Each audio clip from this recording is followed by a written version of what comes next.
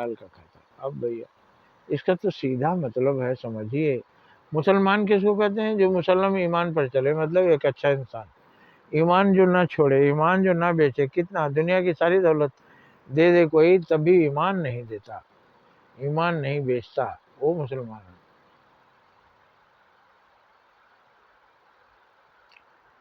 तो वही तो सब में लिखा गया, वैष्णव जन तो ताके ही कहिए, जे पीर पर आई जाने रे। वैष्णव वही है, वैष्णव मैंने विष्णु का भक्त वही है जो दूसरों की तकलीफ समझता है। तो समझता है तो मतलब क्या, उनको चिढ़ाता है? दूसरों की तकलीफ समझता है मतलब उस पर दया करता है, उसकी मदद करता है।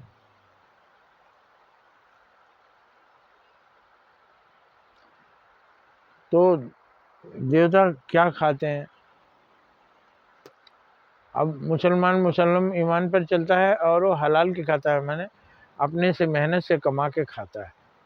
ये हुआ हलाल, मतलब मेहनत से कमा के खाना, पसीना बहा के खाना, मेहनत करके खाना।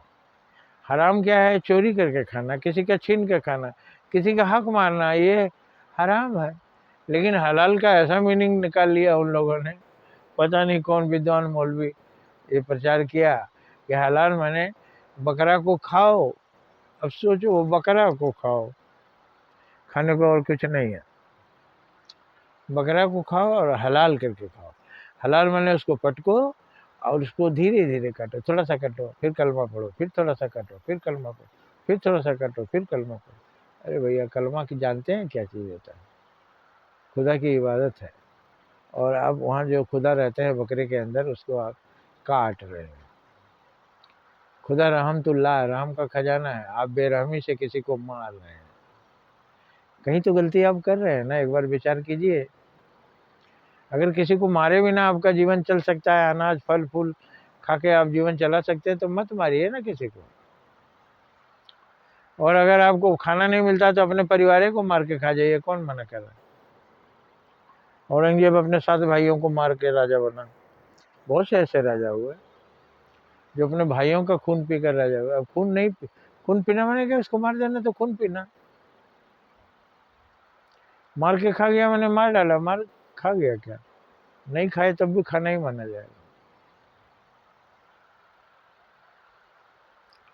तो हलाल का खाइए। उसी तरह से देवता क्या खाते हैं?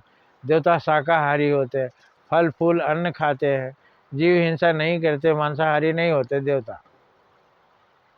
अब मांसाहारी का मतलब केवल मांस खाना नहीं, दूसरे का छीन कर खाना, दूसरों को परेशान करना, दूसरों को तंग करना, ये सब उनका खून पीना, मांस खाना, ये सब एक बराबर है, मुहावरा है, इसको समझिए। तो देवता होते हैं शाकाहारी और राक्षस होते हैं मांसाहारी। उनको किसी का छीन खाने में कोई दिक्कत नहीं है, उनको किसी को मार डालने में कोई दिक्कत नहीं। पति पत्नी को देखा, पत्नी सुंदर है, पति को जान मार दिया, पत्नी को उठा ले गए, ये कौन हो सकता है? राक्षस होगा। उसको क्या सजा मिलेगी? नरक में जाना होगा। तो उसको थोड़ा भी रहम नहीं है, उसका दया नहीं है। हमारे भगवान कहते हैं दया निधान, दया का खजाना। तो उसी तरह से देवता भी दयालु होते हैं, किसी को तकलीफ नहीं देते। किसी को तकलीफ में देखकर उनको दया आ जाती है और पूछते हैं, मैं तुम्हारी क्या तकलीफ दूर कर सकता हूँ? आप भी पूछिए, कोई आपके सामने रो रहा है, मैं आपकी क्या सहायता कर सकता हूँ? जो कर सकते हैं कीजिए आप। ऐसा नहीं है कि आप प्रधानमंत्री हैं, आप कुछ भी कर सकते हैं, आप भगवान हैं, आप कुछ भी कर सकते हैं। लेकिन आप कुछ तो हैं, कुछ तो कर सकते हैं, कीजिए, जो भला कर सकते हैं कीजिए। यही है देवता शाकाहारी और राक्षस मांसाहारी। शाकाहारी और मांसाहारी का मतलब आपको समझना होगा। कमा के खाना, किसी के छीन के न खाना, किसी का जीव हत्या करके नहीं खाना, वो सब शाकाहारी है।